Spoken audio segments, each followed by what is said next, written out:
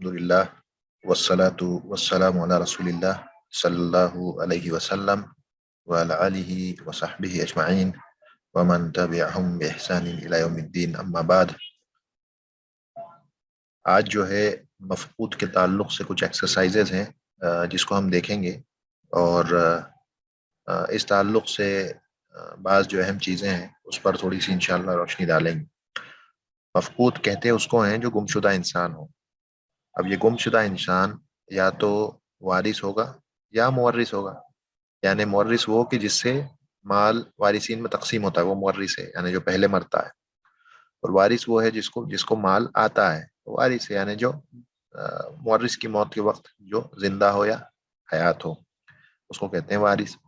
अब अगर वो मुवर्रिस है तो कोई मसला ही नहीं, उसके वारिसीन में उसके माल को तकसीम कर दिया जाए।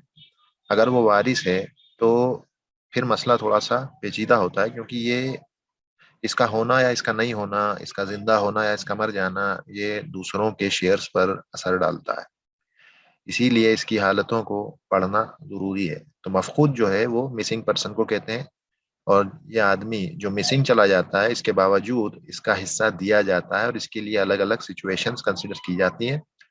तो इस शख्स का जब मसला हल किया जाता है इसकी मीरास का, तो फिर हमें दो मसले बनाने पड़ते हैं। एक, इसको जिंदा मान करके हम बनाते हैं हाई, और एक मसला इसको मय्यत कि ये मर चुका, इस तरह से मान करके मसला बनाया जाता है।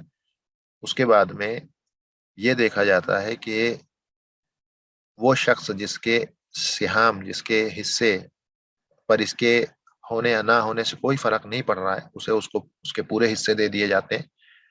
वो शख्स जो इसके होने की वजह से उसे कम हिस्सा मिलता है और इसके नहीं होने की वजह से ज्यादा हिस्सा मिलता है, तो जो अकल जो कम हिस्सा है वो दे दिया जाता है।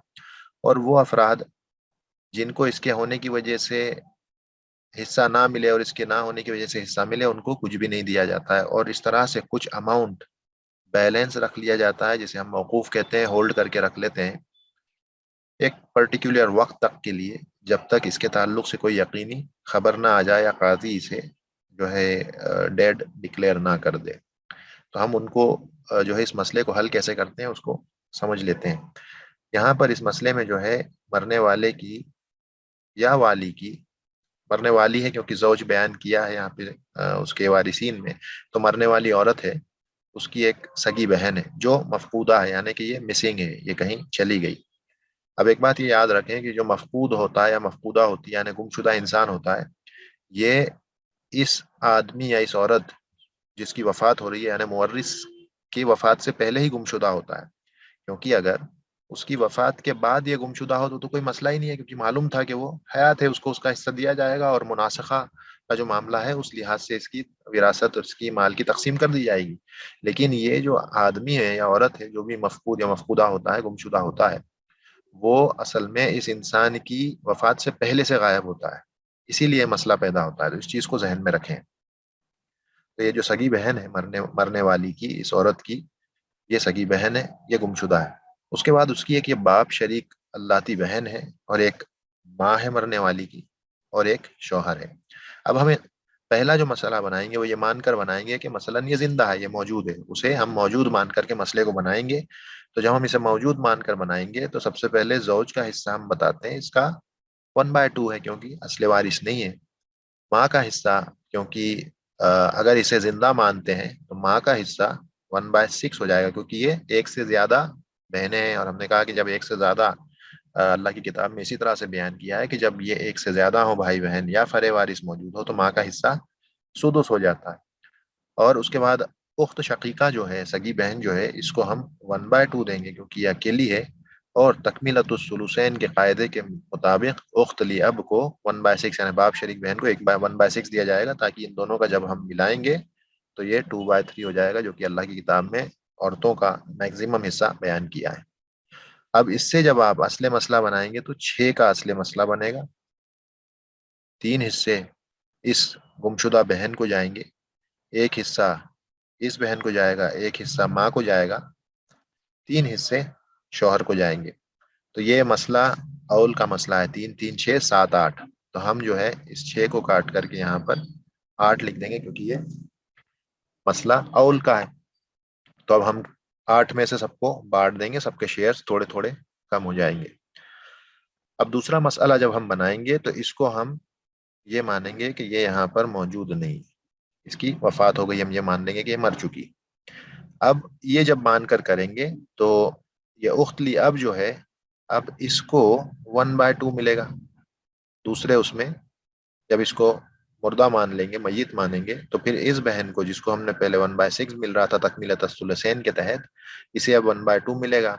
माँ को अब 1/3 मिलेगा क्योंकि एक ही बहन बची है, और जौज तो 1/2 ही लेगा।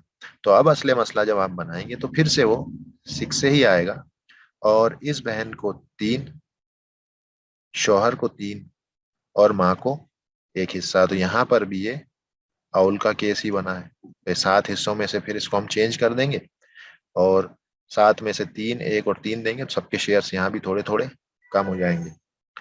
अब हम जो है यहाँ पर ये देखेंगे कि ये मसले जो हैं ये दोनों अलग अलग हैं, एक 7 से है और एक 8 से है। तो मसले असल में बराबर होने चाहिए।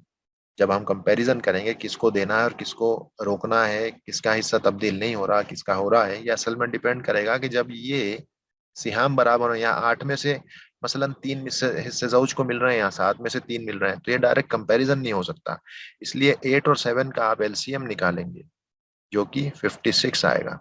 तो इसको 56 बनाने के लिए हमें क्या करना पड़ेगा, हमें यहाँ 7 से मल्टीप्लाई करना पड़ेगा और यहाँ 8 से करना पड़ेगा, तो ये 56 में तब्दील हो जाएगा। तो ये पूरी जो कॉलम है इसे हम 7 से मल्टीप्लाई करेंगे, पूरी कॉलम इसे 8 से मल्टीप्लाई करेंगे, क्योंकि जब हम हिस्सों को बढ़ा रहे हैं तो सिर्फ हम इससे बढ़ा रहे हैं, बाकी इनके जो प्रोपोर्शंस हैं उस पर कोई फर्क नहीं पड़ेगा। तो असली मसला अब जो है दोनों का 56 से बनेगा, और हम यहाँ पर लिख देंगे हाई के लिए कि 3 7 21, फिर यहाँ पे 7, यहाँ पे 7, यहाँ पर 21, और इस जगह पर यहाँ पर डैश आ गया क्योंकि ये तो है ही नहीं। 8 दिए 24, 8 एकम 8, और ये फिर से 24, तो ये 56 होगा इस तरह से। अब हम देखेंगे कि किसको हिस्सा मिल रहा है किसको नहीं मिल रहा। मसलन अब जामे मसला जो है ये 56 ही रहा, और हम जो है यहाँ पर देखेंगे कि ये उख्तली अब जो है इसको एक, जब इसे मय्यत कंसीडर कर रहे हैं तो ज्यादा हिस्से मिल रहे हैं, और जब इसे हाई कंसीडर कर रहे हैं तो कम हिस्से मिल रहे हैं। तो जो कम वाला हिस्सा है वो हम दे देंगे। उसके बाद में यहाँ पर जो है आप देखें कि माँ को इसकी मैयत के मौके पर 8, ये जब मर गई मान लिया तो 8, और जब जिंदा है माना तो 7, तो ये कम वाला हिस्सा माँ को चले जाएगा, 7 हिस्से। और यहाँ पर देखें जौज को 3 हिस्से, यहाँ पे 21 हिस्से मिल रहे हैं जब उसको जिंदा माना, 24 हिस्से मिल रहे हैं जब उसको मैयत मान लिया, तो हम कम वाला हिस्सा इसको दे देंगे। तो ये 21 और 7, 21 और 14, 35। तो बैलेंस जो बचा, जो इसको देने का हो सकता है, जो बैलेंस अमाउंट बच रहा है इसमें से 35, इसमें से आप माइनस करेंगे तो 21 बचेगा। वो 21 हमने रोक करके रख लिया मौकूफ। वो यही 21 है जो अगर ये जिंदा लौट आती है तो इसको देंगे। अब ये जो 21 हिस्से हमने बचाए हैं, 21 शेयर्स हमने बचा लिए हैं, या तरीके के 21 हिस्से हमने बचा लिए हैं, 21 पार्ट्स। ये 21 पार्ट्स जो है इनकी भी 4 हालतें हो सकती हैं। अब उन 4 हालतों को हमको देखना है कि वो 4 हालतें क्या है। एक हालत तो इसमें ये है कि पहली हालत, यानी ये जो 21 हिस्से हैं इसको कैसे हम बांटेंगे। पहली हालत तो ये है कि जो मफकूद है उसके मौत का जो वक्त है वो ये पता चलता है कि किसी तरह से खबर आ जाती है इस पीरियड के दौरान, कि जो पीरियड अभी काजी ने दिया है इसको डेड डिक्लेयर करने का, जो अलग अलग मजाहिब में अलग अलग अहले इल्म के नज़दीक अलग अलग है। लेकिन मसलन ये मान लें कि चलिए 4 साल का वक्त काजी ने मुकर्रर किया है इंतज़ार करने का, इससे पहले कि वो उसे डेड डिक्लेयर करे। तो उस 4 साल के पीरियड में जो इंतज़ार का वक्त है उसमें खबर आती है कि ये मफकूदा जो है बहन, ये उख शकीका, इसकी वफात हो चुकी है। और इसकी वफात ये जो यहाँ पर ये औरत थी इससे, यानी ये मुवर्रिस से पहले हुई है, ये कंफर्म हो जाता है। तो उस सूरत में इसे, इस बहन को कुछ भी नहीं मिलेगा, और उसका फैसला इसके मुताबिक हो जाएगा। यानी ये जो ये वाला कॉलम है जिसमें हमने इस लड़की को, इस बहन को हमने मय्यत माना था, तो उसे मय्यत मान करके ये मसला हल किया था। तो ये जो پہلی کیس ہے جس میں کی خبر یہ آتی ہے کہ یہ مفقودہ جو عورت ہے اس کی موت ہو چکی ہے، اور یہ خبر آ جاتی ہے کہ یہ کنفرم ہو جاتا ہے کہ اس مورث سے پہلے اس کی وفات ہو چکی تھی. تو جب مورث سے پہلے وفات ہو گئی تو یہ وارث ہی نہیں بنتی ہے. تو وارث نہیں بنتی ہے تو یہ والا مسئلے کے مطابق یہ جو 21 حصے ہیں وہ ہم دوسرے جو وارثین ہیں ان میں اس کو لوٹا دیں گے. تو وہ کیسے لوٹائیں گے؟ یہ 7 دیے تھے، یہاں پر ہم نے 7 ہی دیے ہیں، تو یہ اس میں 17 اور جوڑ دیے جائیں گے. یہاں پر ہم 17 پلس کر دیں گے تو یہ 24 ہو جائیں گے. یہاں پر ہم +1 کر دیں گے اور یہاں پر ہم +3 کر دیں گے. تو 17 اور 4 21 حصے ان کو جو ہم نے ہولڈ کرے تھے وہ ان کو دے دیں گے. کیوں؟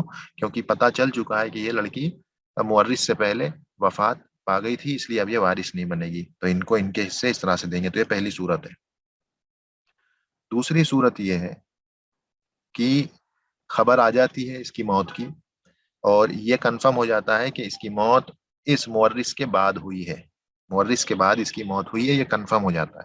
تو جب مورث کے بعد موت ہوئی ہے اسی انتظار کے پیریڈ میں خبر آ جاتی ہے کہ مورث کے بعد اس عورت کی، اس اخت شقیقہ کی موت مورث کی موت کے بعد ہوئی ہے، یہ کنفرم ہو جاتا ہے.